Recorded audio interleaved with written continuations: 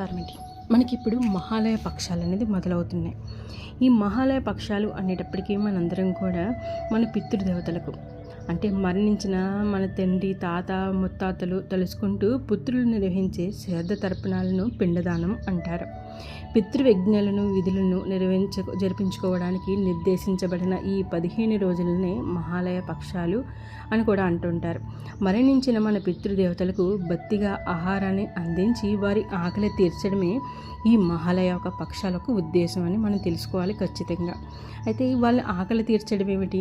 వాళ్ళు చనిపోయిన తర్వాత ఆత్మ పరమాత్మలో చేరిపోతుంది. అప్పుడు వాళ్ళ ఆకలి అనేది మనం ఏ విధంగా తీరుస్తాము అని అందరికీ సందేహం రావచ్చు. అయితే ఈ జగత్తు మొత్తం ఆకలి అనబడే సూత్రం మీదే నడుస్తుంది. కాబట్టి మనం ఈ భూమి మీద జీవించిన జీవకోటి బతకాలన్నా ఆకలి ప్రధాన, ఆ ఆకలిని తీర్చుకోవడం ప్రధానం.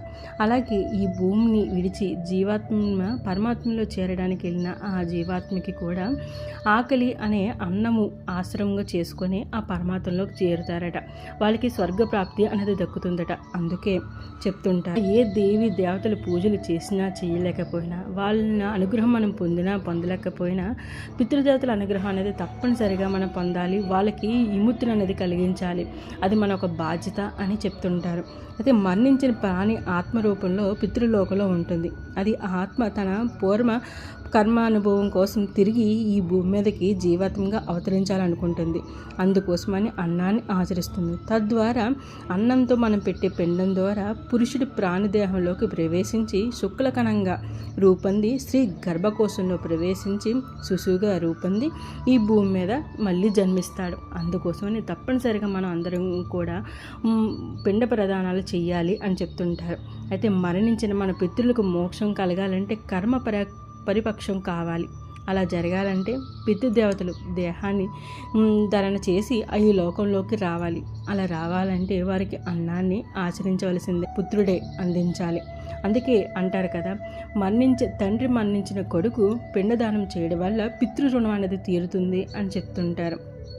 ఏ కారణం చేతైనా అలా పెట్టడం వీలు కాని పరిస్థితుల్లో మహాలయ అమావాస్య నాడు పెట్టడం చాలా ఉత్తమం అని కూడా చెప్తుంటారు. దీన్ని సర్వపిత అమావాస్య అని కూడా కోసం పురాణాల్లో చెప్పబడిన ఒక కథని ఖచ్చితంగా వినాలి.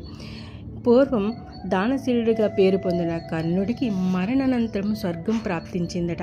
ఆయన స్వర్గానికి వెళుతుండగా మార్గ మధ్యలోని ఆకలి దప్పుకులు కలిగాయట. ఇంతలో ఒక ఫలవృక్షం కనిపించిందట. పండ్లు కోసుకొని తిందామని నోటికి ముట్టించుకున్నాడట. ఆశ్చర్యం, ఆ పండు కాస్త బంగారపు ముద్దగా మారిపోయిందట. ఆ చెట్టుకున్న పండ్లే కాదు, మిగతా ఏ చెట్లు పండు కొయ్యబోయినా ఇదే అనుభవం ఎదురయ్యిందట. ఇలా లాభం లేదని కనీసం దెబ్బకైనా తీర్చుకుందామనుకున్నాడట. అక్కడ కనిపిస్తున్న ఒక చెలియేటి దగ్గరికి వెళ్ళి దోసెడితో నీళ్లు తీసుకొని నోటిని ముట్టించుకున్నాడట. ఆ నీరు కాస్త బంగారపు నీళ్ళుగా మారిపోయిందట. స్వర్గానికి వెళ్ళిన తర్వాత కూడా ఇదే పరిస్థితి ఎదురైందట. దాంతో కర్ణుడు చాలా బాధపడుతూ తనకెందుకు ఇలా జరుగుతుంది అని యాపోయాడట. అప్పుడు ఆకాశం నుంచి, కర్ణ, నువ్వు దానశీలుడిగా పేరు పొందావు, చేతికి ఎముక లేకుండా దానాలు చేశావు. అయితే ఆ దానాలన్నీ కూడా బంగారం, వెండి, డబ్బు రూపమే. కానీ కనీసం ఒక్కరికి కూడా అన్నం పెట్టలేదు, ఆకలి తీర్చలేదు. అందుకే నీకు ఈ దుస్థితి కలిగింది అని ఆకాశవాణి పలుకులు వినిపించాయట. అప్పుడు కర్ణుడు తండ్రి అయిన సూర్యదేవుని పరిపరి విధాలుగా ప్రాధాన్యపడ్డాడట. ఆయన కోరిక మేరకు దేవరాజైన ఇంద్రుడు కర్ణుడికి ఒక అపురూపమైన అవకాశం ఇచ్చాడట. నువ్వు వెంటనే భూలోకానికి వెళ్ళి అక్కడ అన్నానికి అర్థిస్తున్న వారందరికీ కూడా అన్నం పెట్టి మాతృపితలకు తర్పణాలు వదిలి తిరిగి రమ్మని చెప్పాడట. ఈ సూచిక మేరకు కర్ణుడు భాద్రపద పాద్యమి నాడు భూలోకానికి చేరాడు. అక్కడ పేదల బంధుమిత్రుల అందరికీ కూడా అన్న సంతర్పణ చేయించాడు. పితృవులకు తర్పణాలు వదిలాడు. తిరిగి అమావాస్య నాడు స్వర్గానికి వెళ్ళాడు. ఎప్పుడైతే కర్ణుడు అన్న సంతర్పణ పితృ తర్పణాలు చేశాడో అప్పుడే ఆయనకు కడుపు నిండిపోయింది, ఆకలి తీరింది. కర్ణుడు భూలోకంలో గడిపి తిరిగిన స్వర్గానికి వెళ్ళిన ఈ పక్షమ రోజులనే మహాలయ పక్షము అని పేరుతో పిలుస్తుంటారు. ఈ చివరి రోజుని మహాలయ అమావాస్య అని కూడా అంటుంటారు. దీన్ని సర్వపిత మాసం అని కూడా అంటుంటారు. శాపాలు అనేది మనకి ఎలా సంక్రమిస్తాయి? పితృదేవతలకి పిండి తర్పణాలు సరైన సమయంలో చేయకపోవడం వల్ల మనకు పితృదోషాలు అనేది సంక్రమిస్తాయా అంటే అస్సలు కానే కాదని చెప్పవచ్చు.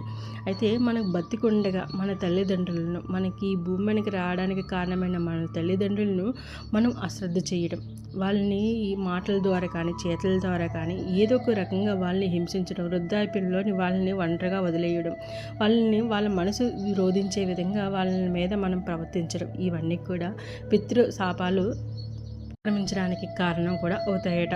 పితృదేవతలు అనేటప్పటికీ మన తాతలు ముత్తాతలు, మన నాన్నలు, ఇంత 3 తరాల వరకు మనం పితృదేవతలుగా భావిస్తూ ఉంటాం. కానీ మన ఈ వంశవృక్షం మొదలు అవడానికి కారణమైన మన ఋషివర్యుల నుండి 7 తరాల వరకు కూడా మన ఈ పితృదేవతలను మనం పూజించాలట. వీళ్ళందరినీ పూజించి వీళ్ళ ఒక అందరి ఆశీర్వాదం మనం కుటుంబం మీద ఉన్నప్పుడు మనకి ఏ ఒక్క కష్టాలు రాకుండా అన్నిటిలోని విజయం సాధించడానికి ఆస్కారం ఉంటుందట. కోసమని మనకు తప్పనిసరిగా ఉండవలసిన ఆశీర్వాదం మన పితృదేవతలది అని చెప్తుంటారు మన పెద్దలు, మన శాస్త్రాల్లో కూడా. నాకు తెలిసిన చిన్న విషయాన్ని మీ అందరికీ అందించాలని ఒక చిన్న ఉద్దేశంతో ఈ చిన్న వీడియో తెలిసాను. మీ అందరికీ నచ్చితే లైక్ చేయండి, షేర్ చేయండి, సబ్స్క్రైబ్ చేయండి. Thank you for watching.